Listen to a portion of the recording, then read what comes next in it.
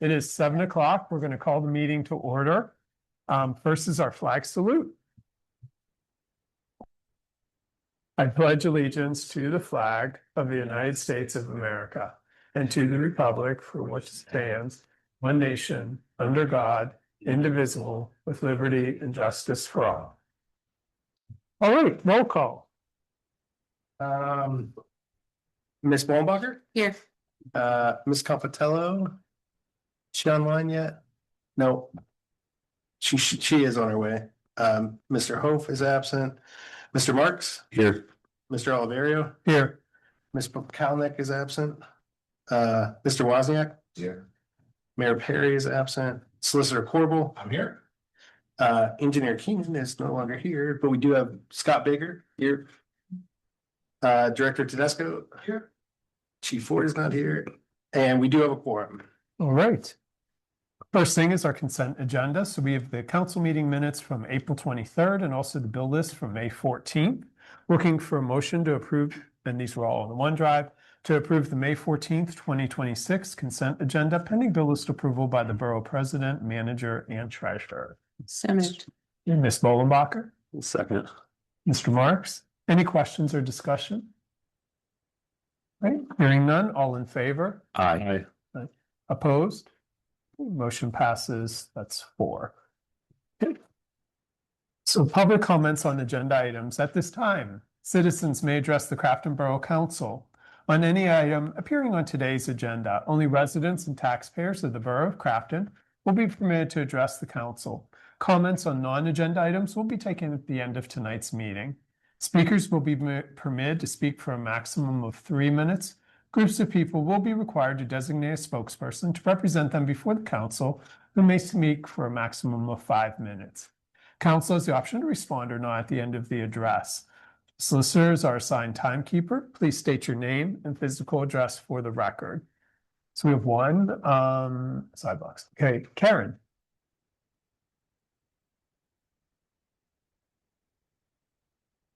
Hi, my name is Karen Tomczyk. I live on Park Street. I have some questions about the construction on Park Street. Back in June 12th and June 26th, both agendas stated that Warren Street, Coulter Street, Park Street would be full sidewalks and curbs were going to be replaced at this time. And they were all included in the bid, which was mostly all grant money. Now I understand that they're not doing all that, they're picking. Warren Street's been totally done, everything, sidewalks, all the curbs. There is one area on Coulter Street that has not been done. And now I understand that they're gonna go along Park Street and things that they don't feel need to be done will not be replaced. I wanna know, first of all, who's gonna make that decision that they don't need to be replaced? Who's decided that they're not going to use the grant money and replace everything like they had said in the very beginning? And what happens with the grant money that they don't use? It was allotted to have this construction done, and now they're not doing it. So what happens to that grant money? And why wasn't this brought for council? I know back in June, when they talked about it, they had a proposal and it was accepted by council, but now they've decided not to do it and nobody has to go before council to get an approval on that. My next question. And the intersection, one last thing, the intersection on Belvedere and Broadhead Road. Who designed that and what's that all about? You can barely get 2 cars through there anymore.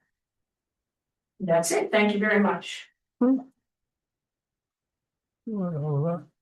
Okay.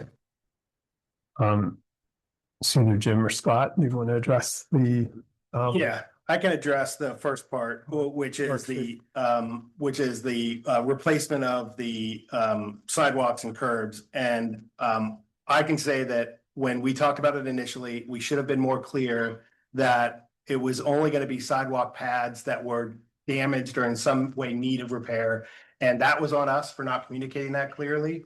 But that's always been the plan. We did talk about that in council meetings earlier, the year before, the year prior, when we were talking about these projects, that they would be estimated to be if a pad was not in perfect condition. So what they've decided to do as we go through these projects, there's no reason to replace sidewalk pads that are brand new. Everything else is getting replaced. All of the curbs are getting replaced. The only thing that's not getting replaced is if sidewalks, if individual sidewalk pads are in perfect condition. Because we don't want the borough to spend money on something that's not required.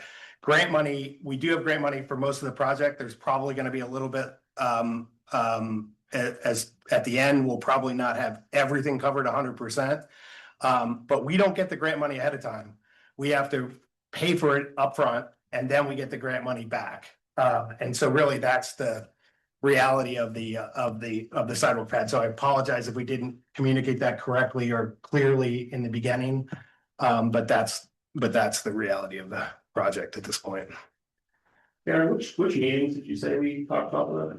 June 12th June and 12th. June 26th. Okay. It says both in both of those dates, that all three of those streets are going to be fully new sidewalks and curbs. And it wasn't just communicated, it wasn't. Yeah, nobody will hear you from it. I think, because I remember where we were with this. Initially, there were no sidewalks and curbs because the first grant was just the road construction. That was it. We were able to get that second grant, and those were the additional items that we added into there.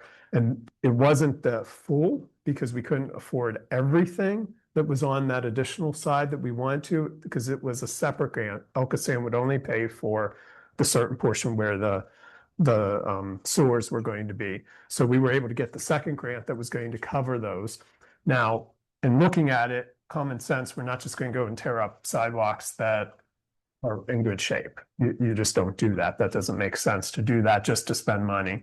So I think it can be a decision by the engineers, but it's also just a good business practice. So I think the unused grant money, you said that there won't be any unused grant money. Can't promise. I'm not sure, but- Okay, without doing the calculations till the end, we won't know. Okay. And then the intersection of Belvedere and Broadhead Road. Do you want to explain that? Yeah, so the thought was it's currently with 5 roads coming into that intersection. There's a large uncontrolled intersection there with Belvedere, Broadhead, West Crafton Ave, and then Crafton Boulevard there, so Cornell.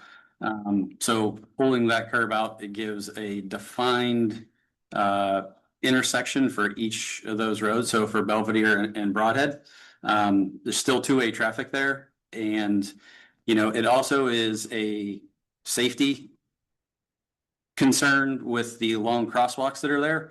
So trying to shorten those distances between the crosswalks to keep individuals safe, like cars do come through there pretty quickly to cut off and go down Broadhead. So trying to eliminate that as a traffic calming type improvement for better sight as you're coming down Belvedere of seeing traffic coming up West Crafton Ave. And then also just slowing the traffic down for people trying to cross the crosswalks and giving those defined spaces for the intersection. It's also important for ADA compliance. It dramatically improves if you're walking or if you're less able than other people, it makes it much easier. You have much less roadway to cross and much nicer sidewalks to use as well. We get well over 100 people walk that way every single day.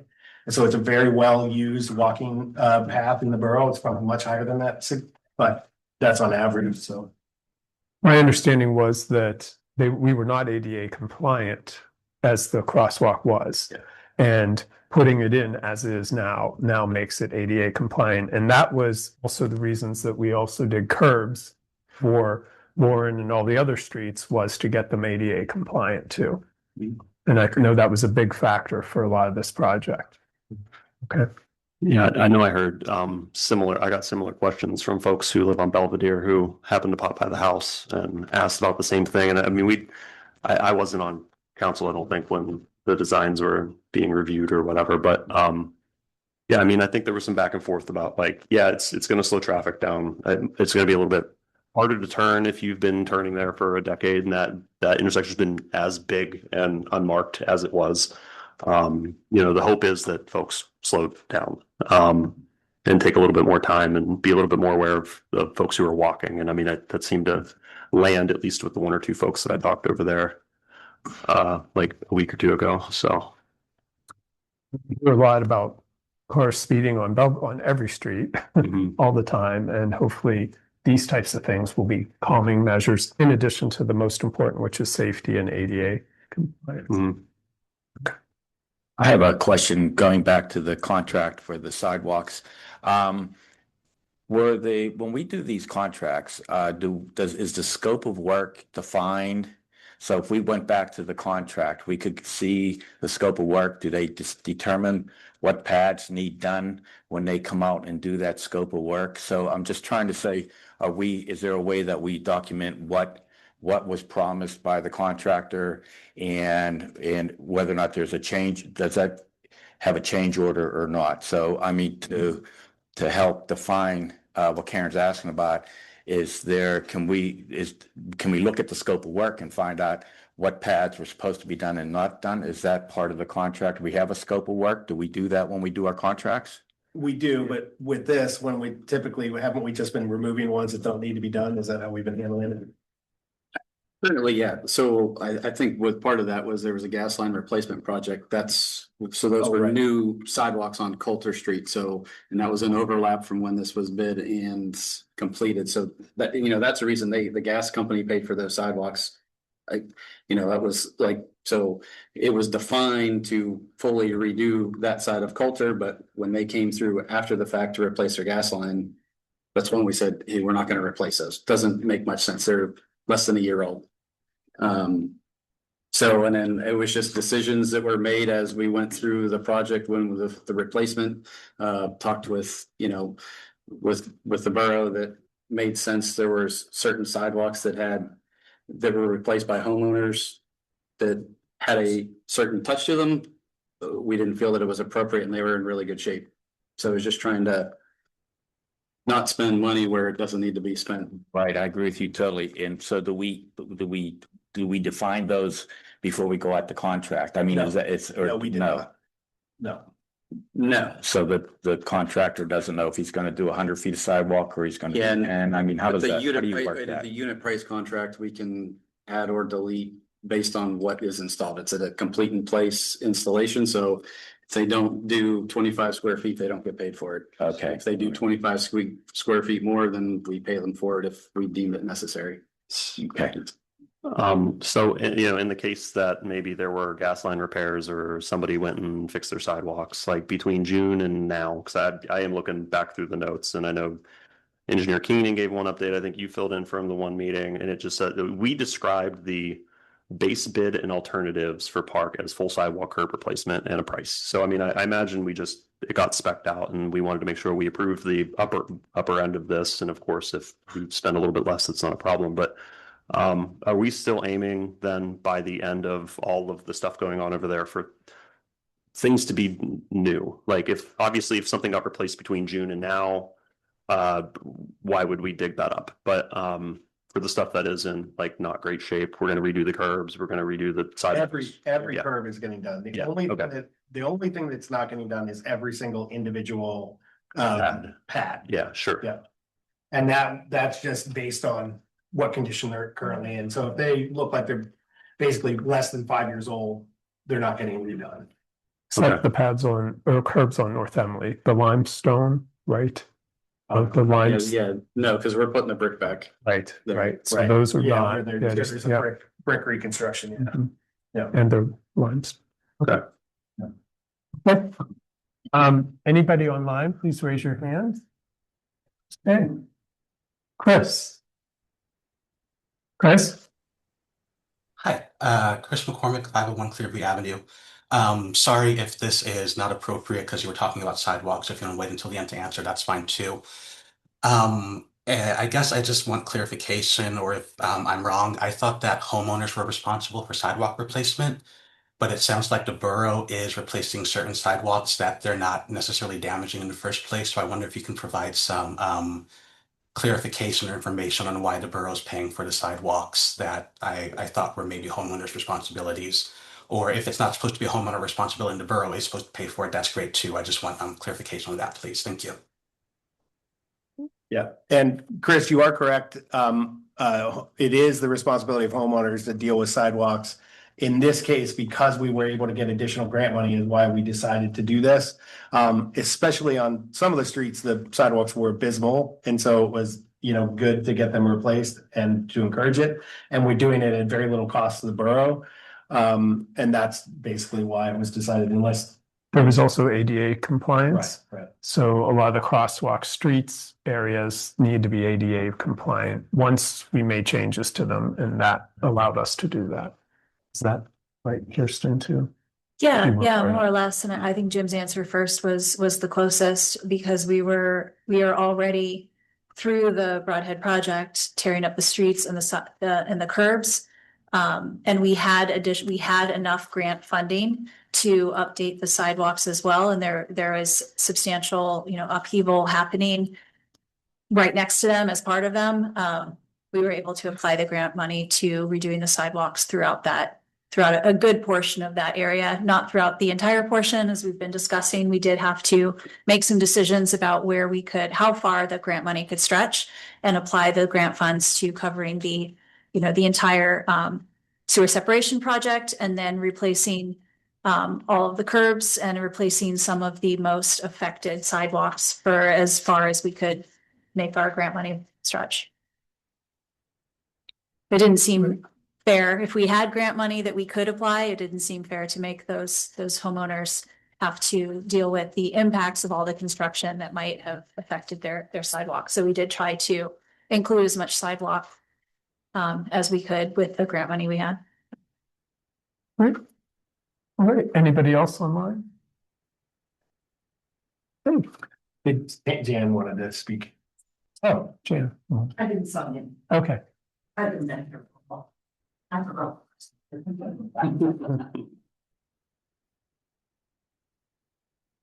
James Sweeney, 25 Lincoln. And I just want to follow up on Karen. So if we're only replacing sidewalks that need to be replaced, does that in fact mean that all of the sidewalks on Warren were bad and they all needed replaced? Because I think both sides of Warren, from the top all the way down to Broadhead, were all replaced on both sides. So that's one thing. And secondly, is Broadhead going to turn into a one-way? Or will it remain two ways? Because with the way that juts out, I don't know how a car could come up there, come around that corner and try and make that right turn. That looks awfully sharp. But now my question is, the Noble and Linwood Parks, I feel like we've been talking about that for years. And that was grant money, right, for both of those parks. And I think somebody said that money expires at the end of December of this year. Are we going to get those parks repaired and that money spent before the end of the year? Because I think I read something was just going out for bid. Right. So, and then, oh wait, there's more. At the bathhouse, the floor, new floor coating. This would be the third coating that's going on that floor. Are we gonna do it right this time? So people aren't slipping and almost breaking their neck? Because I think it's the third coating. The initial one, then they put another coat of paint down last year, so this would be number 3. And the mats that are down there are they're unwieldy. They're so heavy, and to expect 14 and 15-year-old kids to roll them up, carry them out, they're very, very heavy. And then the Crafton Elementary streetscaping, will that continue as planned even with the new project that's coming? Because if we don't use that money, we lose that one also, I think. So I think those are my questions. Okay. Yeah, thank you. Okay, thanks. So the first one was Warren. And so all of those were replaced on both sides of Warren. Yeah, and that was by far the worst street of all 3 of them. So yes, everyone was replaced. I can't speak to every single pad, but I can say that they were definitely the worst of the three streets, which is why it got done. Belvedere, that is still, what you're seeing now is not finished. It is 2 lanes. Broadhead. What's that? Broad. Broadhead, excuse me.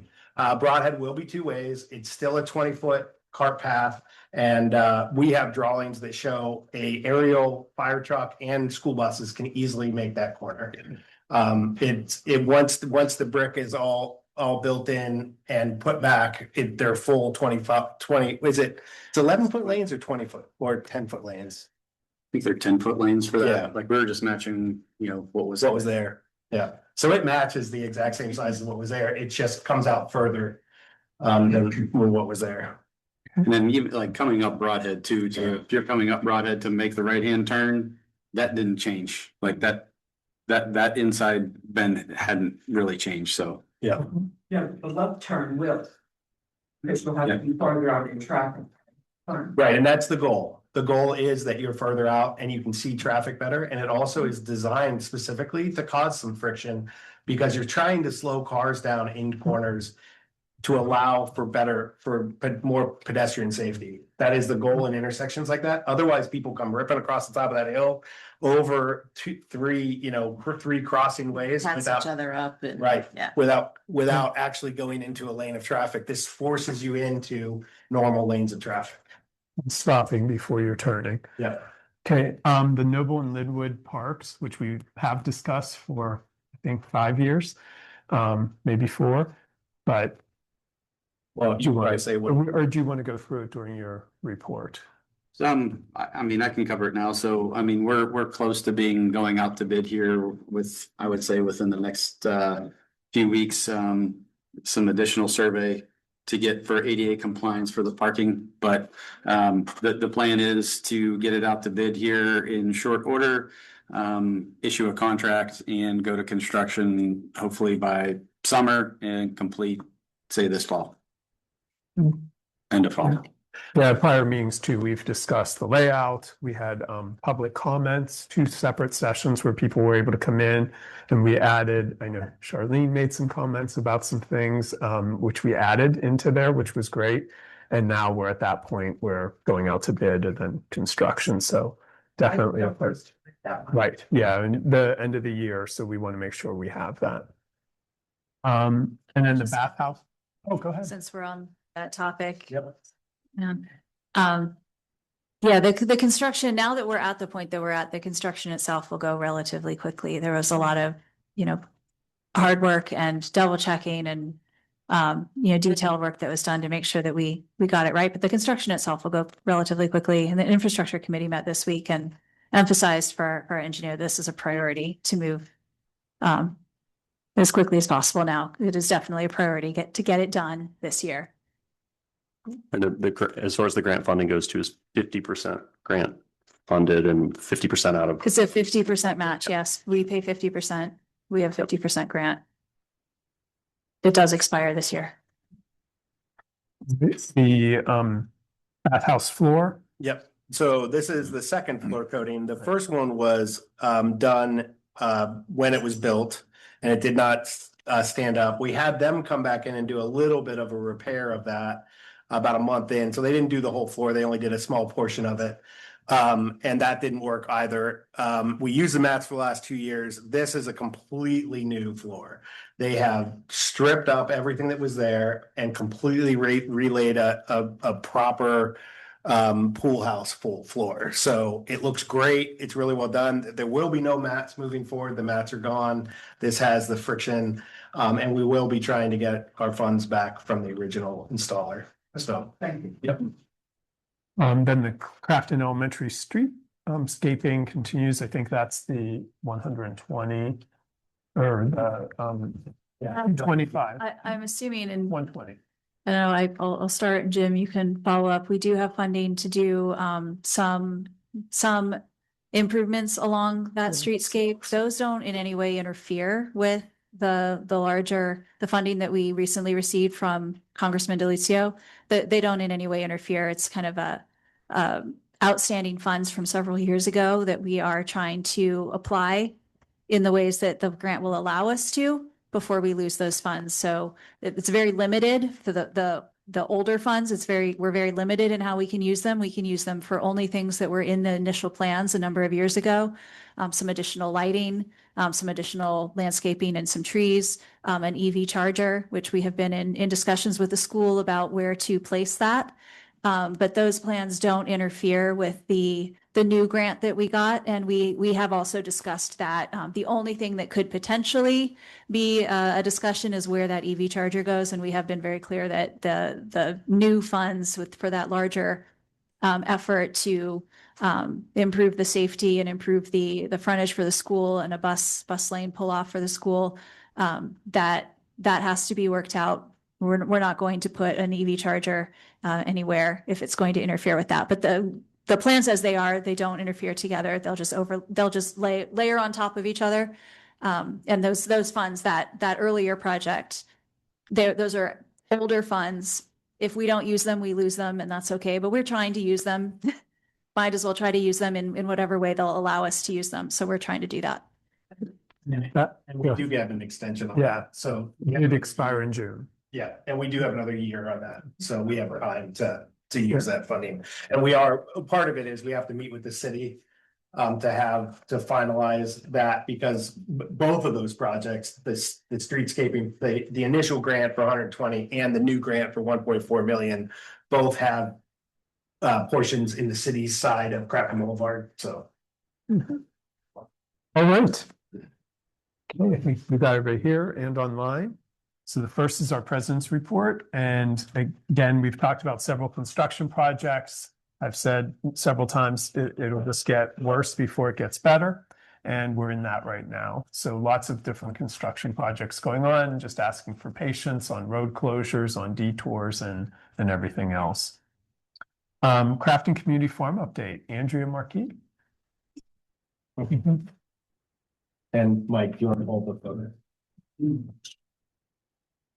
Where will I see those up there? Yeah. Oh, as soon as you've get- done a great job. Yeah. Yeah. Right. That's wonderful. Hi, everyone. I'm Andrea Markey. I am the founder and garden leader of Crafton Community Farm for 11 years. And we are still getting awarded grants, usually 2 a year, from Grow Pittsburgh, who started us off initially with very robust support. This spring, we got, again, $300 wholesale of seeds and seedlings that I'm gonna go pick up our first load tomorrow. The rest of the seeds and plants that we work with are donated or bought by volunteers. Some other garden folks, if they grow too much, give it to us. Also, this season, we'll be getting an additional cart to move compost and wood chips from the borough, a shade umbrella and table for the volunteers because there's not much shade down there. And last fall, the grants we got were for orchard supplies, which we'll share with the rest of the tree people, all our new little trees around there. And we got a new raised bed, a metal one, so we can model different kinds of growing down there. And we did a couple mushroom cultivation beds and spawn, and we got our first flush of wine cap mushrooms, so that was pretty cool. We had some young teenagers from the Islamic Center in Carnegie come a few weeks ago and do a day project down in the garden. They want to come back in September. A couple years ago, I got hooked up with them from doing an event at Carnegie Free Library, and they had a teenage girls camp, summer camp come, and that was really great. So it's nice to see we're still a draw for other neighboring communities. We do have people who live in Crafton who find out about the garden from walking by it in the park or from signs around town or in the library. But a lot of our volunteers over the years do not live in Crafton. We've had people from Ingram, Dormont, Carnegie, Kennedy, and sometimes people started out here, moved away, but they still come back and help at the garden. In our 2025 season, we had 796 person hours worked, 902 pounds of harvest, and our biggest, we grew a couple interesting crops this last year. Loofah gourds were in there. We had a lot of peaches, peppers, tomatoes, radishes. We grew winter melons and a few types of squash. So the big fruits really pad our stats. It's hard to get a lot done if we're just growing lettuce as far as weight. But anyway, that's our new metal bed. And plans for the future include getting a bed kind of like that, but with plexiglass, like cut in half so you can see root systems and different things like that. What's behind that bed is our new pollinator garden that Elizabeth got a grant, I think, from Parks and Shade Tree, and that got planted last year. We already have blooms, and that is all native pollinators, so that'll help. That'll help what's in the garden, but also beautify the space and attract more diverse critters such as birds and moths and different pollinators. I don't know if, oh, so one of my favorite parts is new volunteers. So the guy in the hat started last year. He didn't know anything about gardening, and we all learn through mistakes too. But I really liked it when he got himself that farmer hat, and now he's very independent. He knows what he's doing. They barely have to ask me anything. And he and the other volunteer there are like our super planters. So they love planting seeds. We built way more beds this year. So we've really increased our growing space, and we're going to have a lot of output. We have perennial crops that is called sea kale, and that's something that comes back year after year. That's another thing we're working on, is having more perennial plants that you can eat and teach people about that. And I did not know if anybody knew that there were spring ephemerals in the park, right by kind of near where the dumpsters are, where those big trees are, and the sidewalk goes up to the restrooms. There's these spring beauties there every year, so I took pictures of them this year, and that's not something you see around. And there's a couple down by the creek, but there's more in the park. And that's just a flyer that someone made for us. We continue to that's our loofah gourds.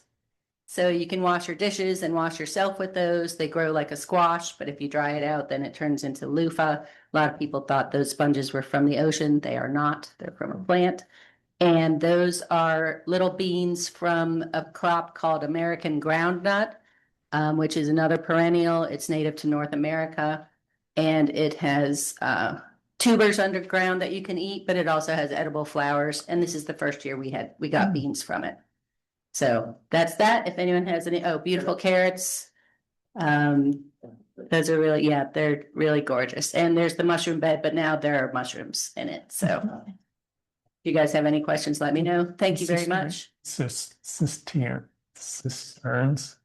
Oh, yeah. So, we are working on what is going to be the best placement for the new style cisterns that hopefully will require less hardware, that will get messed with less, be much safer, and still give us another water source for all the plantings that are down there. So 3, right? You got 3 new. Yeah, it'll be a total of 990 gallons available to be held, and with overflow. So I really want to make sure that it gets done in a way that is acceptable and beneficial for everyone. So we're going to kind of take our time with it. And but yeah, thank you guys for all the support over the years. Everything's going good, still chugging along. Thank you. Any other questions? Andrea, except for getting your hands dirty, like I'm sure you need volunteers. We talked a little bit about this, that aren't necessarily just down there to plant and harvest. Like, what other things would help if there's folks listening in who, aren't necessarily wanting to get down into the dirt? Like, what other things are you looking for? So photography would be really helpful. Over the years, we've had different people handle that. Helping out with social media and outreach would be wonderful. Just kind of going in and making sure the gate gets closed. So if people go in, just so deer don't come and eat all of our stuff. Building things is really helpful. Yeah, so usually I have a list, but I did not know that question was coming, but I can, really anything that people like to do and are good at, I bet I could put someone to work. We talked about Whatever they like. decorating and Oh, like yeah. beautifying it. Totally. There's, if you have kids or grandkids or classes or neighbors who Yeah. want to like make some cool stuff for the garden, like Yeah. do that, reach out. Definitely. yeah. Yeah, I will take any volunteer who wants to do stuff and give them something to do. Sounds good. We could also create a post for you and put it on Savvy again about with volunteers and like a list of needs. It's a good idea. Yeah. Yeah, We can do that. okay, All right. cool. All right, I'll email you. We'll talk about it. okay, Thanks. Yep. thanks. Good Thanks, idea. Andrea. Thank you. All right, mayor's not here. Solicitors report. Thank you, Mr. President. Just a quick announcement that we will have an executive session following the meeting to discuss property matters and collective bargaining matters. That's the end of the solicitor's report. All right, manager's report, Mr. Price. Great. Okay, the first thing we're gonna do is actually what I forgot to put on the agenda because I invited Emily Reeder to join us almost a month ago. So a month in my life feels like a million years. So I forgot to put you on the agenda. But Emily Reeder is the new librarian for the borough. So thank you for remembering. I'm sorry. Oh, Yep. Hi, everybody. Yep, my name is Emily Reeder. I am the new director down at the your lovely Crafton Library. I come to you from the Green Tree Library, so just right over the hill, where I was the assistant director there for 9 years. So I'm pretty familiar with Crafton, but I have to say, since starting, this community has been so warm, so welcoming. Every patron who's stopped in has been just so excited to meet me and very enthusiastic about their library. You can tell that people here who use their library really love it. So I want to thank everyone for just how welcoming this community has been. Some things that we've been working on since I started is we've been streamlining our practices and getting in line with best practices, both as sort of set by, the profession in general, but also more importantly, set by the Allegheny County Library Association in standards. So that's sort of our main goal at the moment. We just hired a new adult services librarian. She'll be starting after Memorial Day. If you want to stop in and talk to her, she's coming to us from the Carnegie Library of Homestead. She also is very experienced. She should be a wonderful asset to our library. We're working on getting new books out every day. New books coming in after a little bit of a backlog, but now there are lots of fresh stuff. We expect to be getting a grant for about $2,000 focused on programming for seniors and dementia. So those will be events, programs to support both people with dementia and their caregivers. So that's something that I'm pretty excited about. And lastly, be careful. doing that. We're working on planning summer reading and all of our fun summer events. So keep an eye on our calendar and see what we have going on this summer. Summer reading is for all ages. So even if you don't have little ones at home, you can still sign up and participate. Get a bingo board, win some prizes. And I do want to invite everyone to come and visit the library, especially if you haven't been there in a while. Changes are slow, but we're slowly trying to make it a really warm and inviting space. It already was one when I started, but I really want to make sure that the library is something that Crafton can be very proud of. And you were already mostly there, so I feel like I'm putting the finishing touches on it. So, again, thank you very much. Do you have any questions for me, or happy to answer them? I think one thing we should connect her with Coletta and the towers with that grant and the seniors. Mhm. Yeah, if you haven't already talked to the people at the plaza or the towers, our mayor has regularly works with them. So next time when she's back from her vacation, we can introduce. That sounds great. Great, thank you. Thank you all very much. Yep, come Thank see us at the library. Thank you, Emily. All right. Oh, All right, thank you very much, Emily. Next thing on my list is the county hazard mitigation plan. The county went through, beginning of last year and into much of last year, created a hazard mitigation plan, and we were involved, both Chief Sumter and I were actively involved in that early on. And so, we are now recommending that we adopt the county's hazard mitigation plan as the official Crafton hazard mitigation plan. And that resolution is was in the folder. So I'd like a motion to approve resolution 2026-09, adopting the Allegheny County hazard mitigation plan as Crafton's official hazard mitigation. So moved. Mr. Mark, So moved. Second. Ms. Bolenbacher, any questions or discussion? So do we have one today and we're just re-upping things, or is this gonna be in that new? They Okay. do this every 5 years? Every 5 I years. say they do it every 5 years. It's a county plan. Yeah, we don't have our own borough specific plan, but every municipality is a part of the county's plan. Cool. Yeah. And we participated in this. The manager and the chief both participated as our emergency management. Considering and adopting this. Yeah. I can imagine. Yeah. Yep. All right, all in favor? Aye. Opposed? Motion passes. Okay, next item on my list is a season hire list. This is a list of 2026 seasonal public works employees and an additional 2 swim coaches for the borough. The borough plans to hire, and this list was on the Council OneDrive. So with that, I'd like a motion to approve the 2026 seasonal employment hire list for the Crocodile swim coaches and the public works employees as recommended by the public works foreman and the pool manager. So moved. Is Mr. Second. Marks? Second. Ms. Compatella? Any discussion or question? There are several returning folks again on that list. All in favor? Aye. Opposed? Motion passes.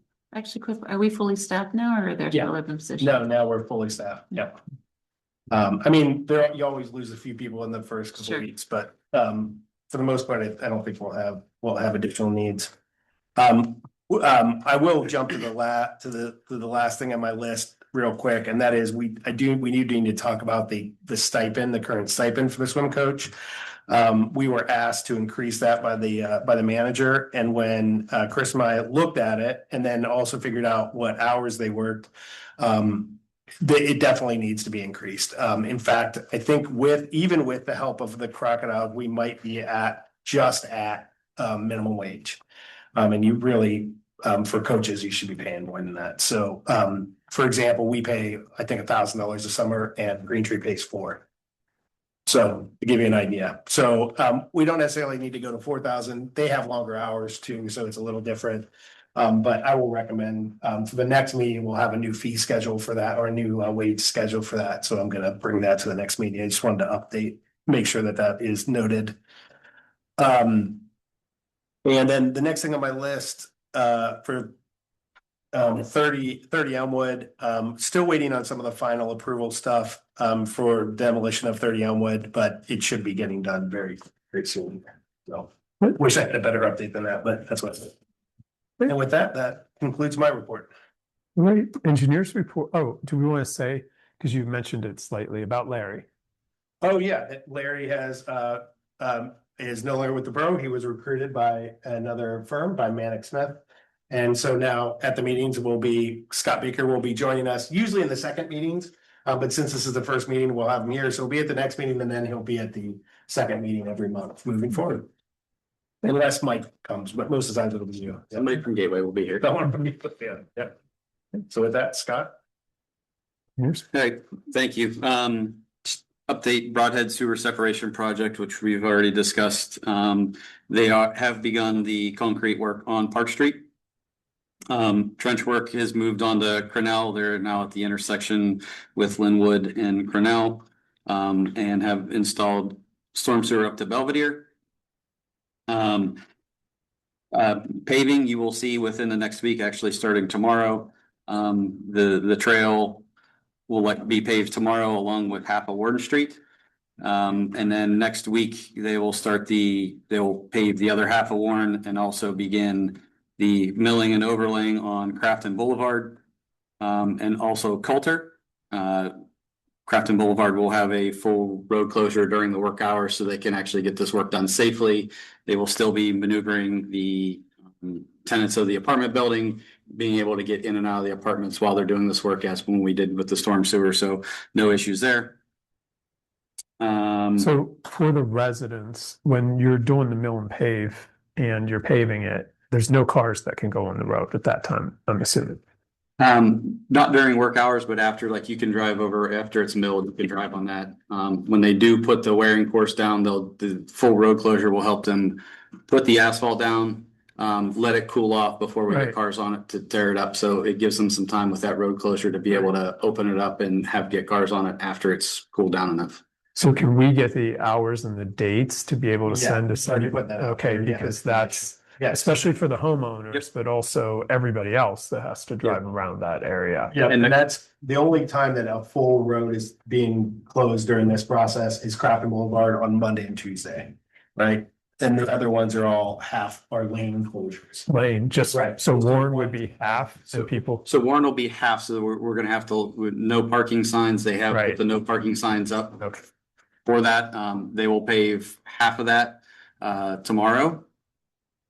Unless we get some type of rain, which they wouldn't be able to, but they'll pave half of that road, they'll let it cool down. Once it's cooled down, they will open up that half of the road and then they'll be able to drive.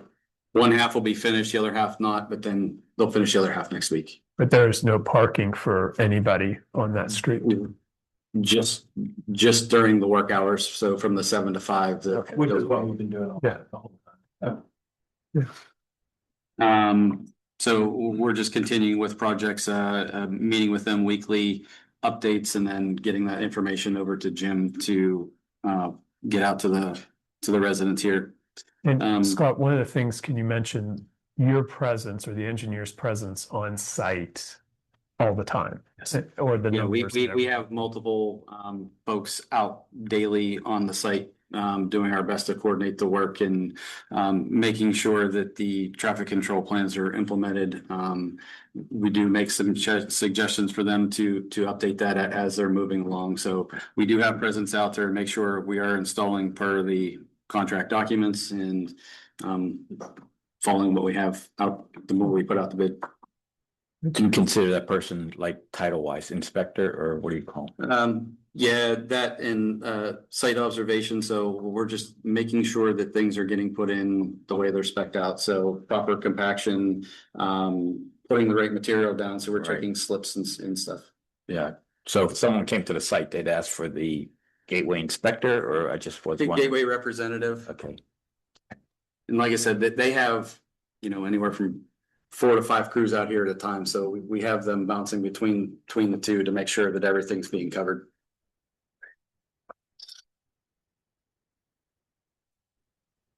Main Street sewer project. Yeah, we're just waiting on, do you have an update on where we're at on that with the Green Street stuff?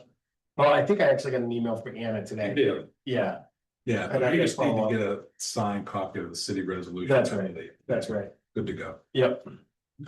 Okay.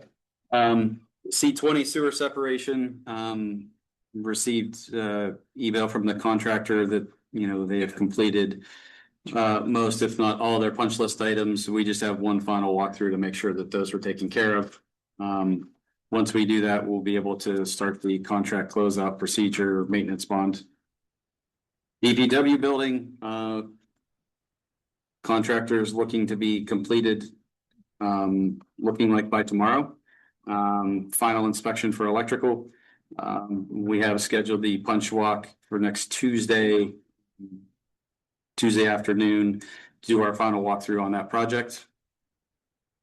The 2026 Crafton sewer separation for the O&M project work has started. The contract A, they have completed 6 of the 8 repairs as of today. Hopefully be finished up with that next week for the excavations, and then still working with the contractor on finalize their schedule for the manhole to manhole lining. Noble and Linwood Parks, as we discussed earlier, getting some additional survey for the ADA compliance to make sure that we do have that compliance for the parks. And then we'll just be finalizing small finalization to the plans and specs and get that out to bid. Hoping that gets turned around within the next couple of weeks. Ewing Road, project was awarded to Independent Enterprises. They expect this to be a quick project. Do have a pre-construction meeting scheduled for next Tuesday. And at that time, hopefully have a schedule when they'll get started there. Crafton Boulevard improvements, just some coordination with the borough and the additional grant. We did apply for the extension, and then just kind of talking through with staff on the next steps for that project. Bathhouse floor. I think Jim, you kind of covered that earlier. Yep. And then the stormwater tank clean out, which is over across the street from the school in the parking lot. They're finalizing with. Well, that has, actually, I have a date. That is going to be 21 on and May 22. 21st and 22nd. Yeah. Yeah. May 21st. So that's when they're having, I think it's Kennywood Days for the Crafton Elementary. So they're gonna be at Kennywood and we're gonna be in the sewer. We did talk about having an alternate sewer ride for Yeah. anyone. Does one go to- If there's enough rain. Crafton Elementary Boulevard Streetscaping Project, $1.3 million grant. We're just kind of somewhat beginning the planning, with the borough, the school, and the city of Pittsburgh, and then, put together plans, and hopefully we're, under construction in 2027. The 2026 road paving and brick, paving, for the brick streets, we're down to one street left, which is Grandview. The Pennsylvania American Water is replacing some lead service lines over to copper. So the contractor is gonna have to wait till that is done. So that could be a few months before that's done, but all other repair areas that were noted in the contract have been completed at this time. Yep. And that, I think they said 3 or 4 months. Yep. For that. So it could be later in the year before that's done. And then just as far as just the general paving, said Crafton Boulevard between Broadhead and down near Duncan. All of those roads that are part of the paving program for this year. And then I believe we also have the alleyway over at Linwood Park. That's correct. And on Fountain between Promenade and Sycamore. Yep. That's it. Any questions for Scott? Just a quick question on the elementary school streetscaping stuff. So are there going to be opportunities for the public to kind of chime in on what they're hoping to see in front of there too throughout the process? Do we know? So that is, yes and no, because it's really, that part might not be up to us. We're doing the road portion of it. Mhm. The school is actually going to be doing their own design for the Sure. plaza portion of it. And so, I don't know that there's really a place for input on our portion of it, because it's really kind of already designed out. I don't know, I'm looking at you, Kirsten, because I don't know how much. I mean, we don't really have a design to bring to council yet either, but it is a very small area. We're Yeah. talking about a single block right in front of the school, and it has, split ownership between us, city and school district. So I'm sure that once we get a little further, and we will be constrained to doing what was in the grant request, which already maps out what fits in that space. It's fairly straightforward, but when we get an updated, next level of design, I'm sure there'll be a public, there'll be a council meeting, and we'll advertise that, and anything that there is the potential, any questions that arise where we have the potential to go one way or another, I'm sure we'll take input on that, but we're not there yet. And I don't know how much there will be, to Jim's point. It's really just a bit of street in front of the school that we control, and then the school will be looking at what they can do on their property, and they make those decisions. Yeah. So just that, as we talk more with the school, as things move forward, we should just make sure that they I don't know. Yeah, they're gonna go through a whole design process. Sure. They have, I mean, their process is really the part that could get a conceptual, like. Yeah. We have 3 conceptual designs that we shared with them. But, and when we initially talked about it, I asked whether they would want to use their own firm, and they basically said they would, because they've been working with them so much already on redoing Carnegie Elementary, so they have someone really tapped for that. So I think they're going to use their own to design their front, and then we can talk about that as we get closer. I have a question, Scott. I'm glad you're here. We're putting a ton of effort into repairing our brick streets, and there's a lot of heavy equipment work going on. So we're just hoping that the Gateway rep will make sure that none of those heavy trucks go over top of the brick streets. I'm thinking in all these projects, like Prime Street is one of the projects, and it's right at the end of Bar, and we just got done fixing Bar last week, so no heavy triaxles or anything are heading down that street. Do you know how that would be handled? Is that part of the contract in the beginning, that it's written in the contract to stay off of that street, so that there's no discussion that has to be had between the Gateway rep on site and the contractor, so that the contractor knows, either use the alleyways or whatever, but to stay off the street, off the brick street? I would say that it depends on the project, the nature of the project. Especially with sewer repairs, like if they're on a brick street, like you don't have, I don't know how we would be able to keep any traffic off of those. For Preen, you do have the option of going down the alleyways that are paved. But all the main streets are asphalt up there. I mean, our Clearview and Bar are both brick, and then what's the last Hall? Is that the last? Oh, Hall's paved. That's paved, yeah. Right. So I think what we had done before, we were trying to get everybody to go down Hall. But I don't think we have it written in the contract, so that's just something we tell them. Okay, because the last time there was a little bit of a discussion and even an argument with the contractor about going onto the brick streets. Yeah, and I think as projects go on and what we have, we do coordinate that with Borough, and making sure that we have appropriate measures taken if there is a sensitive area that we would want to keep truck traffic off. So in pre-bid meeting, it could be mentioned to the contractor that say, hey, this stay off the streets. Okay, great.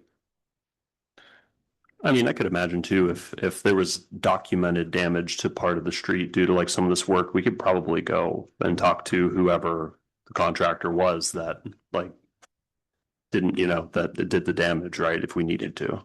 Yeah, and that's why we have pre-construction photography. So a lot of the bigger projects, they have to use a professional photographer, videographer for that particular reason for us to review the photos and videos. So if there is damage, we can go back to them and say, this wasn't like this before, you're going to have to fix it. Yeah, so if folks out there think there is damage due to some of the construction where, it doesn't get repaired, I guess, make sure you talk to Jim, report it to the administrative office, right? Give us a call, let us know so that we can make sure that stuff gets taken care of. All right, Community and Economic Development Directors. Hello, good evening. 4 quick items. Item 1, 82 Belvedere conservatorship update is in negotiation. So the details of this should be discussed in an executive session if we get to that point. But from a broad level perspective, there has been one pattern of back and forth between the borough. The solicitor helped with this back to the purchaser, and the purchaser is still reviewing our response from that back and forth. So we're waiting to hear back. If it gets really, if the negotiation really gets hot and there's nuances there, then we'll ask for an executive session to talk more about it. So we'll see how they respond.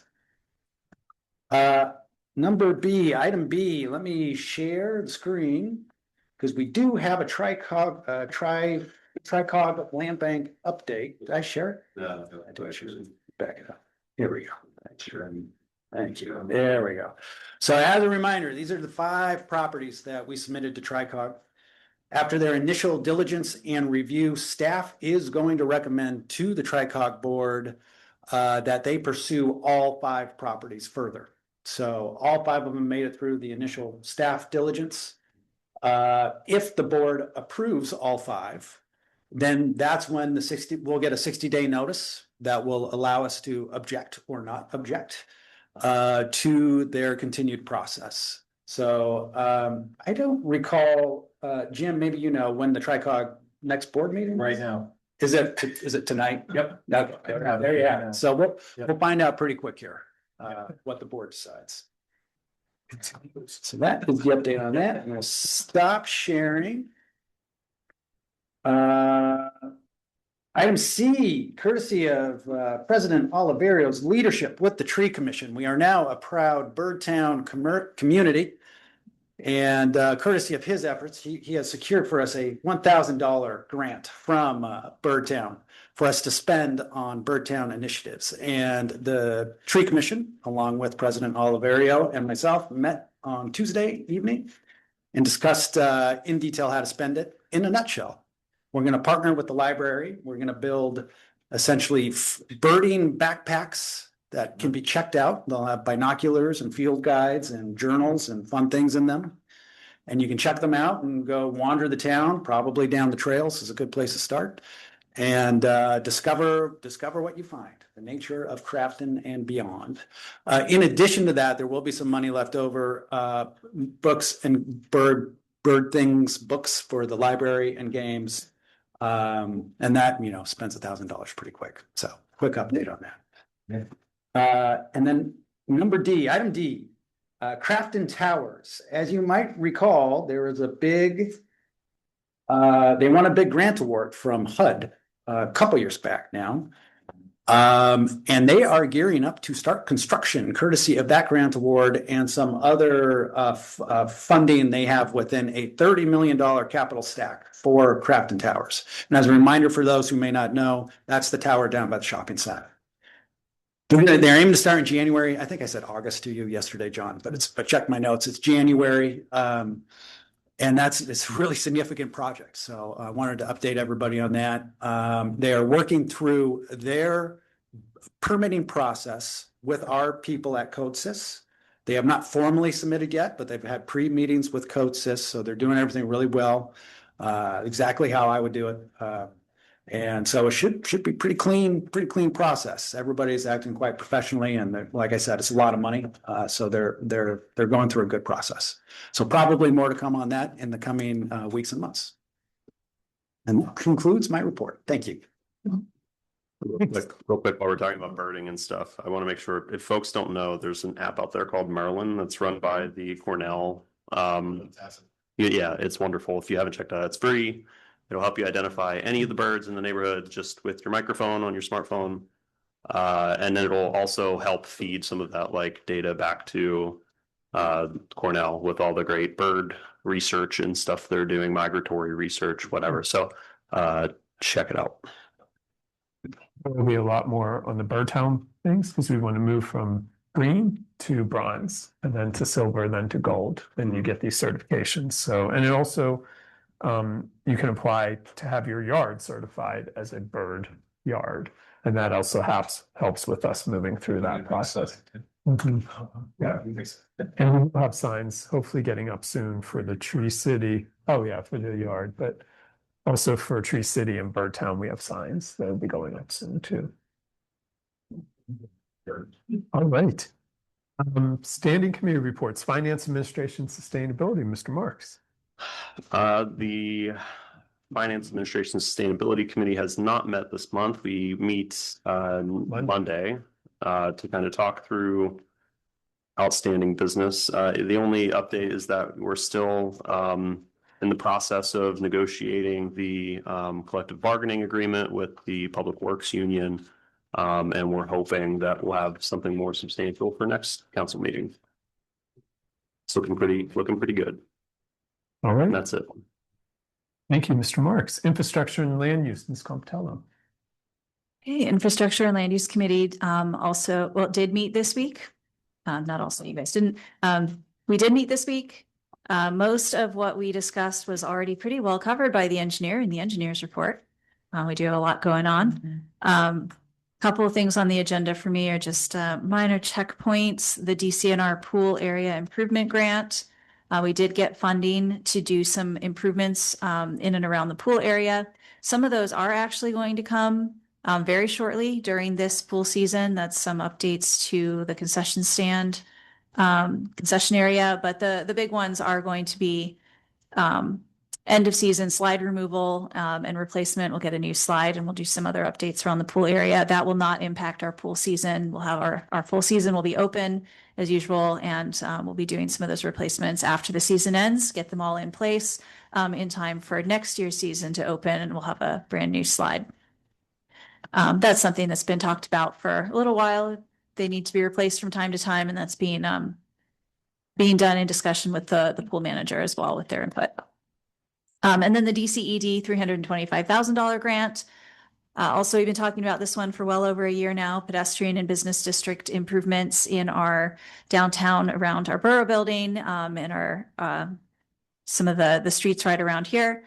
I don't have any other updates here other than those designs continue to be in their phase of being finalized so that we can put that out to bid. Very much like the area around Crafton Boulevard and the school. This project also will not take long to construct. We've spent a lot of time getting community input on, really what are some of the things we most want, but the construction itself will go fairly quickly. These are relatively quick improvements to make. Lighting is at the core of it, adding some amenities like trash cans and bike racks. Those go very quickly. So we're not concerned about the timeline there. But that is still in the works, and that also is discussed now that we have lost our borough engineer. We discussed with Gateway making that one a priority too, to make sure that those plans do get finalized and out to bid shortly. No other updates for me for that committee. Thank you, Ms. Comtello. Communication and Recreation, Ms. Bolenbach. Great, upcoming events. We have the Felix Amendola Bocce dedication and summer kickoff. That's happening Saturday, May 30th from noon to 3. We'll start with the dedication itself at noon. Along with the dedication, there will be bocce lessons. We will have a raffle. We will raffle off a bocce set as well as a season pool pass. The pool will be open, the mini golf will be free, and there will also be Rita's Italians that will be free given out as well. So please make plans to join. We have yard signs for that event. If anybody would like to put a yard sign in or around their yard or neighborhood, please let us know. I'll be happy to drop off signs if anybody would like one. Hint, hint. They're very nice. Excellent. Very Thanks. nice. They're really nice. Next up would be our Independence Day celebration. That's Saturday, July 4th. That begins at 5 o'clock and will end with our annual fireworks. We have 2 bands this year. We have a band called the Wiggins, which is local to Crafton, as well as Mingo Creek, who did perform last year. And my understanding got a lot of good feedback. We've got some food trucks, beer trucks, there's games, there's free activities. We've got some other entertainers that are going to be here. I will have a lot more detail on what food trucks and things like that at the next meeting. We're just kind of still squaring away all of our final details, but next meeting I should have a lot more detail for that. And then same with the upcoming ones, the upcoming events, I'll have more as they get a little closer. But just to put on your calendar, we have Fall Fest coming Saturday, September 26th. We have our 21 and over Halloween mini golf pop-up, which the date is still to be determined, but will be in October. We have our Celebration of Lights, which is scheduled for Saturday, December 5th, as well as our Holiday House Tour, which will be scheduled for Sunday, December 6th. So unless anybody has any questions on the community events, I will move on to our ongoing events.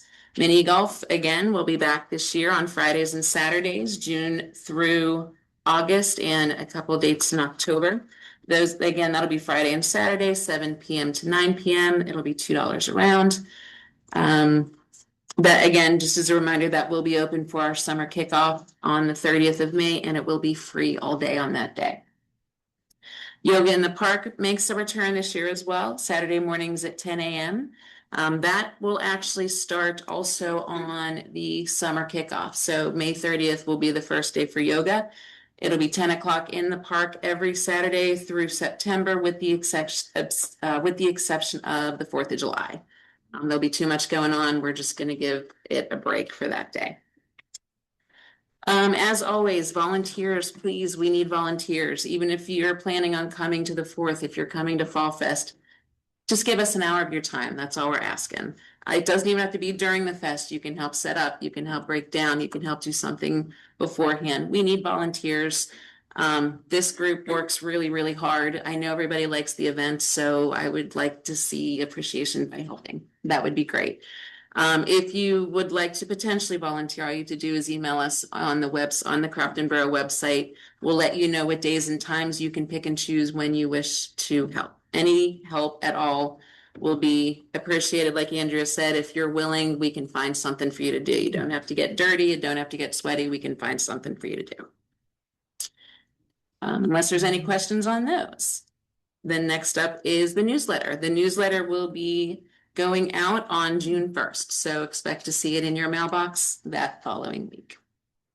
And unless there's any other questions, that's it for my report. Okay. Another commission recruiting, Ms. Comptello. Okay, we have some news for our boards and commissions. We've had some spaces available on our rec board for a little while. We've been gradually filling them. And we have interviewed a great candidate. We're very happy to have Sharon Gatens interested in joining our rec board. She's got a long history of involvement in the community and in our recreation activities in the community. We're really happy to have somebody stepping up to take this seat. So she's been through the interview process. This will be a term that is set to expire December 31st, 2027. And I would like to make a motion to appoint Sharon Gatens to the Open Recreation Board seat for a term set to expire December 31st, 2027. So moved. Ms. Bowenbacher, Second. Mr. Marks. Okay. Any questions or discussion? I just want to say she came to the meeting on Tuesday. We had our rec board meeting, and man, she hit the ground running. She did a really great job. She's excited. She's got connections that we didn't really think about. I think she's going to be great. Remember, that's a good segue to say that all the committee meetings are open to the public, so anybody can attend the rec board meeting. It is open. All right, all in favor? Aye. Opposed? Okay, motion passes. All right, well, great. We've got one seat filled. I'll move on to our remaining current open positions. All of these, as always, are available on our website, and you can apply through our website. All the information and the application form are at craftonborough.gov/boards commissions. So we have a recreation board seat. The agenda lists one that expires in 2030 and one that expires in 2027. That latter one is the one we just filled with Sharon, but that still leaves one seat available. So we have an open spot on the rec board. It's a 4-year term. We have on the Civil Service Commission, we have a 6-year term alternate seat that begins in May of 2026. And then also we have a new seat that just opened on the Planning Commission. This is a 4-year term. We had someone just resign from the Planning Commission. So a new seat has just been opened on that. That will expire in April of 2028. So 3 open positions. Again, you can go on our website to find out more information about those and to find the application and submit the application. And then additionally, we have some upcoming positions that aren't open yet, but will be coming available in 2026. Civil Service Commission, another spot on the Civil Service Commission, a 6-year term regular seat will become open in July. And another rec board position, a 4-year term, will become open in September. So if you're interested in volunteering for any of these, please, apply, keep your eye on it, apply for those that are open now, apply for the ones that will be opening in a few months. And that is all for boards and commissions recruiting. Great, thank you, Ms. Comptello. COG, Mr. Wozniak. There has not been a COG meeting since our last borough meeting, so there's nothing to report there, but I do want to say that the COG meetings are the third Thursday of the month, and generally we'll get the agenda and the minutes, approved minutes from the last meeting the Friday before. So tomorrow I should be getting that information and I'll pass it on to everybody. Can you let everybody know when you upload them with the OneDrive? Okay, you want emails? Okay, Yeah, just do a full email to all everybody. right. Okay. All right. Announcements. So our next council meeting is Thursday, May 28th at 7 o'clock. We do have an employment opportunity again for substitute part-time crossing guard for Crafton Elementary, which can be, you can apply on our website for that. The Felix Amendola bocce dedication, Ms. Bolenbacher talked about. Crafton Pool season passes are available on the website. And remember, the Crafton Pool opens on Memorial Day weekend. So you want to get if you want to get the pool passes, get them now. We also have Crafton Heritage is having the 5K Thomas J. Witt Memorial Run Walk. That is Saturday, July 4th at 8 o'clock. Lace up your sneakers and join in on a morning of tradition, community, and fast-paced fun at Crafton Park. Whether you're a seasoned runner, casual walker, honor the legacy with celebrating our nation's birthday. There's a pre-race pep rally on Friday, July 3rd at 6 at Cafe 412 Events. Everyone's invited, and also the Witt family will be in town, so you can also meet them. Seats are limited. If you register for the pep rally, you'll need to get a confirmation to attend once it sells out. Register online for both events, including the race.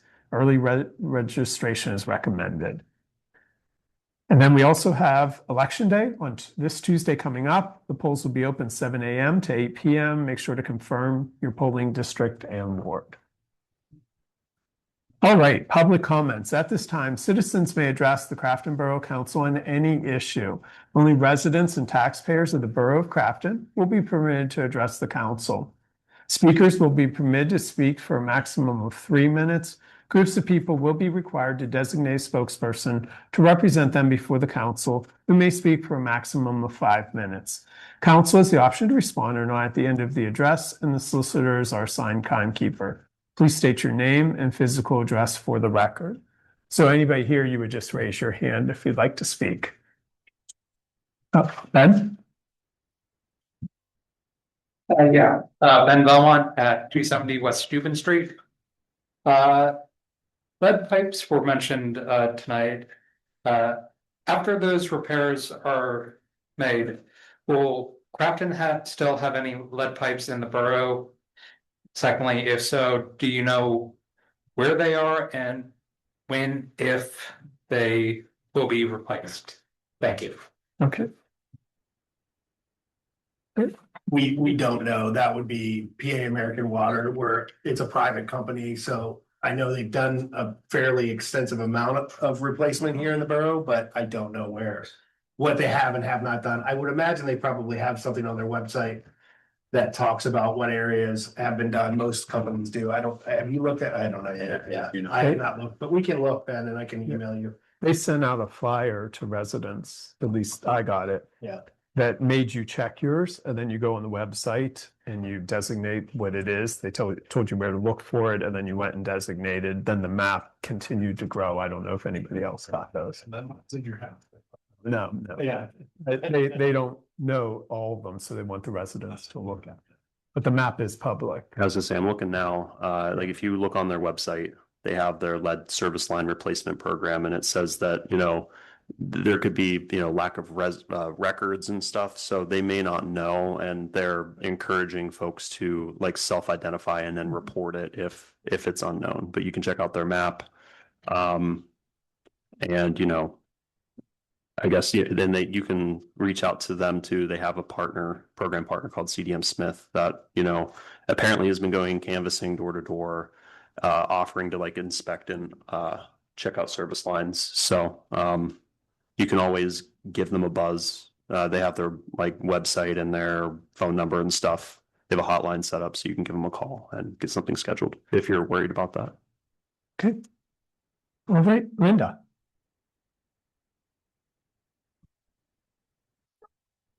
Linda Wozniak, 1773 Bar. We were talking earlier about the concession stand remodeling. If there could be a way that folks that are using the park on the outside of the pool area, if they could access like water, or we could vend to those people snacks and water from a window outside, it would be great. I think there used to be an access window there years ago, but I'm not sure if it's currently being used, but I think it's nice because the pool will get a little bit of extra just with walk-ups, but thank you. Yep. Yeah, there is still a window there. I don't know. I think it's usually staffing issues is the only reason they don't man it on a regular basis, but I can talk to Heather about that. It's great. It's in the back. Yeah, it's in the back, and it also is, it's not near a register, so it's just a little more complicated to keep it, but we've been asked that before, so we can definitely see if we can figure something out, make it happen. Yeah. Okay. Anybody else? Yes.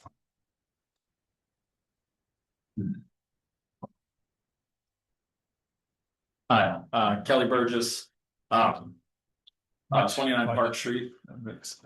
I'd like to bring up an issue which I'm sure everybody in this room is aware of, but it bears repeating: Jordan Tax Service.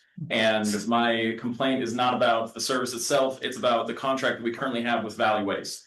I'm aware that it is not possible for us to completely divest the community from Jordan Tax Service. I know that it costs too much money to get a tax collector and that other companies operate in a similar way. However, Valley Waste is a private service. They do offer billing directly to residents. And I know this because I called them today. They told me that in my community, I was not able to do this. I was not able to contract directly with them. I also know that other trash services do this. And I know that, for example, Ingram Borough, they use Jordan Tax Service for their tax collecting and their wastewater, but they still allow their residents to bill directly with Waste Management, which is the trash collection service they use. I think that it is very important for us to be allowed to do this. Whatever has been done with the contract to restrict us on this, I think that it's important for citizens of this borough. I have received my late notice from them. I did not receive the initial notice from them. According to them, they sent it on February 1st. I never received it. So this $34 fee on top of the $340 means that my late fee gives them almost 10% of the income from the trash service. I also looked at the reports to the borough that are delivered monthly, and looking through all of the reports from Jordan Tax Service, the income received from trash fees versus the income received from delinquency fees, their income from delinquency goes from 5% to 30%, or sometimes as high as 50%. They clearly have no incentive to better notify residents of this community when their actual bill comes, and they're making a lot of money off of that. Also, it's always good to have one notice, or allegedly one notice for the bill, followed by a single notice that says that if I don't pay by the end of the month, this will be given to collections. So this service, if you can even call it that, is not serving the community. And I implore the borough to change our contract with Valley Waste to allow us to bill directly with them. Thank you. Thank you. Any response? Yeah, no, I mean, we've talked with Jordan during the Finance Administration Sustainability Committee, right? We've had them in here. I agree on all counts. I think this is a common theme we've heard for years and years and years. I went through exactly the same problem you are going through for, I don't know if it was for garbage when we had Waste Management or if it was some other bill, same deal. I actually didn't even get, I'm surprised to hear you got a late notice within months of you missing the payment. I didn't get one for probably 14 months or something. And then all of a sudden there's threats of liens and all kinds of other really fun things. Did you reach out to them? Have you talked to Jordan? I did reach out to them only to Justin, yeah. So I mean, I can ask a question, no? Yeah. You can ask it, but let's keep the protocols like we sure. typically do. So what you'll do, Kelly, is you'll answer, then you'll have to sit down. So anyways, go ahead. You can reach out to them. I have an email. We have email contacts. I'm more than happy to send it along to you. Yeah. And if you feel free to I can exchange contact info, loop me in on it too. I'd love to continue building stories up from residents who are unhappy with that. And I'd love to hear if we could pursue a direct bill option. That would be great. I would Yeah. also just like to add for council and finance committee, and as we start, getting into summer and positioning for budget season next year, there are other services that we can look into besides Jordan. Yes. I talked to a few at the ALON conference a few weeks ago, so we got some contacts and some other companies we can reach out to, just see if we can shop around. Yeah, but let me bring up something first, and that is, we can't let people individually bill with them because we pay it at one time. So it is much different if everybody individually does it themselves, and your cost would be significantly higher. So we don't allow that for several reasons. That's one of them. The other is that if you allow everybody to go out and get their own individual trash service, then when they don't pay their bills, their trash sits there on the corner. We also don't allow that, which is why we pay everybody's every year so that there's no trash not being collected around the borough. The other thing is, we did ask them to offer a billing process where they would do it. And it was probably 3 times what it costs us to go through Jordan Tax. So there's a cost to it. Maybe their customer service is a little bit better, but 3 times the cost is pretty significant. And we are actively looking into other billing tools. But going with them was not cost efficient, the way they do it. So, yeah. I think it's good to say that we are going to look for something else because I've heard many poor stories about Jordan Tax on these things where things have gone on. I know a citizen that this has gone on for a year, back and forth with Jordan Tax. They say it's paid, then 2 months later they get a even higher bill or late notice. So Justin, I'm all with you about looking into alternative ways. So I know there's some options for some of the various bills and things we have to collect from taxpayers. Some of it we don't. You were right. We can't completely divest. It's not completely within our control. For much of it is, but for some of it is like EIT, right? We're stuck. EIT is the one that we're absolutely stuck. Yes. You can't do anything with EIT except for Jordan. So EIT, we would be stuck. It's one of these things too, where I know we put a lot of stock in JTS.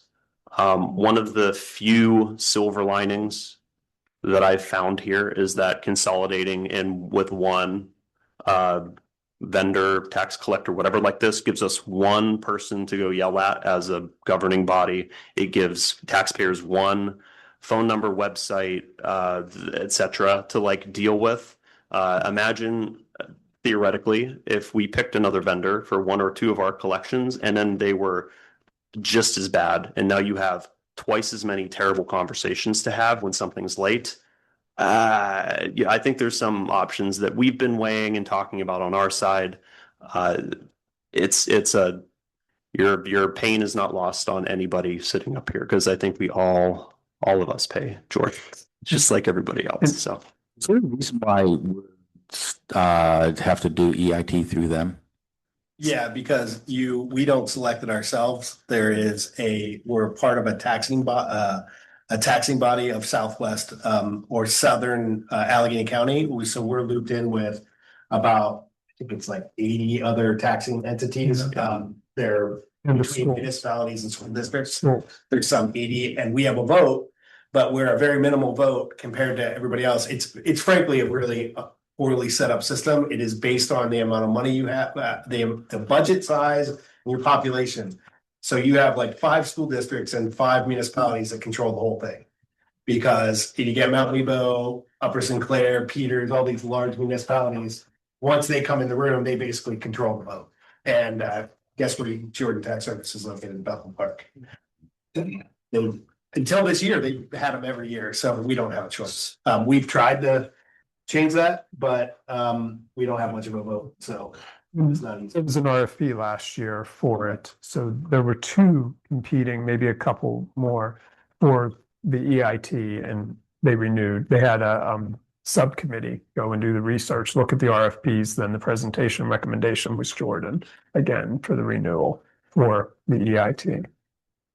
Yeah.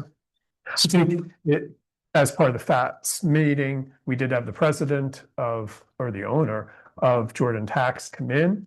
He made some additional promises and said some different things. So we're meeting on Monday, not with him, but to kind of update where we are with all of those. So, and some of those deadlines have passed.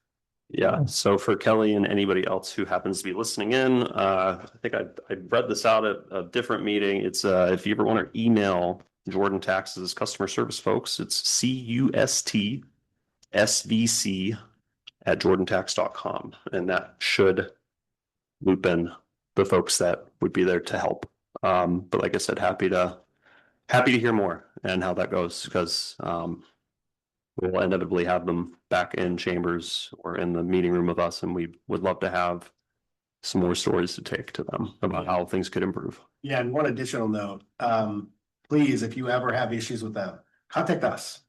If you've gone back and forth with them for more than a week, contact us, because we can get right to the principals, and they, unfortunately, they take us a little more seriously. They should be taking every customer seriously. But sometimes, they have more than 100 employees answering phones every day. You get beat up by people that aren't actually paying their taxes, and you get some answers that aren't great. And so that was one of the big pushes when we talked to them, was how are you managing your customer service? Are you providing surveys and whatnot? And our answers weren't great. So we're still looking and trying to figure out what it is. We're gonna keep pushing them to get better, while we also consider what other options we may have out there. Am I able to respond? No, yeah. We'll catch up after. I'll shake your hand after the meeting. All right. Anybody else? Okay, you're online. We have two people raising their hands. Linda Pointer. Painter.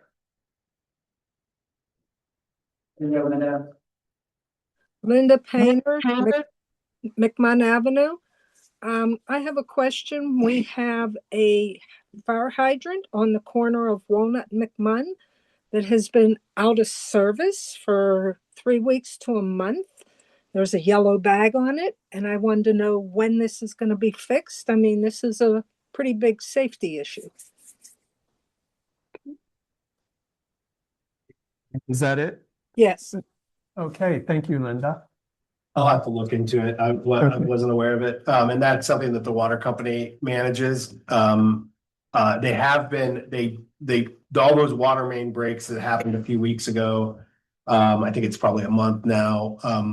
They had 5 or 8 major water main breaks, and that was because there was air in the system.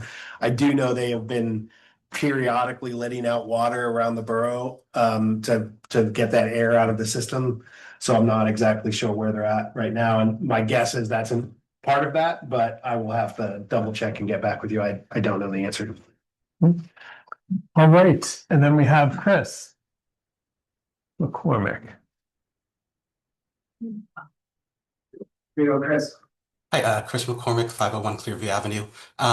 Speaking to the Jordan service tax issues that you were talking about, I bought my house 2 years ago, and my trash bill, I am assuming, was sent to the previous owner's name at my address. So I technically didn't get it. The only reason I knew to pay it is because I get the alerts on Savvy Citizen and everything. So thank you for doing that. And so this year and last year, they said they're going to go ahead and make sure they update my name in their system for my property records to make sure they actually send the bill to the right person. So I guess I just want to comment on that, and also ask if we can, I guess, claw back money from them for errors like this, because it doesn't make sense for them to have an older property owner's name for my property when my name's on the records for the county, and other issues where it seems like they're not providing such great customer service. I'm just wondering if we can alter the contract, or if there's any language in the contract that we currently have that has fines that we can charge them, or money we can get back from them for issues like this.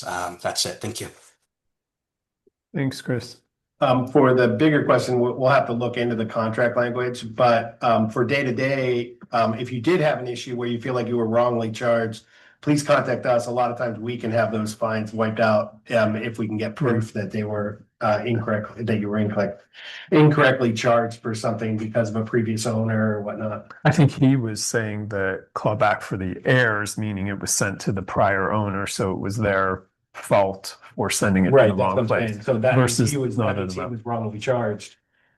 Because he got a late, because he went out and looked for it, he didn't, he didn't had to have figure it, it out himself, yeah, but if you ever run into issues, but we will, I don't know about the contract language, but we can look into that, yeah. I've never seen. Yeah, I haven't either. I'll be honest, I've never looked at it, so. I'm very old. Yeah. We can add that to the agenda too for the fast meeting. Good. Anybody else online? All right. With that, it is 8:35. Meeting is adjourned. Thank you, everybody.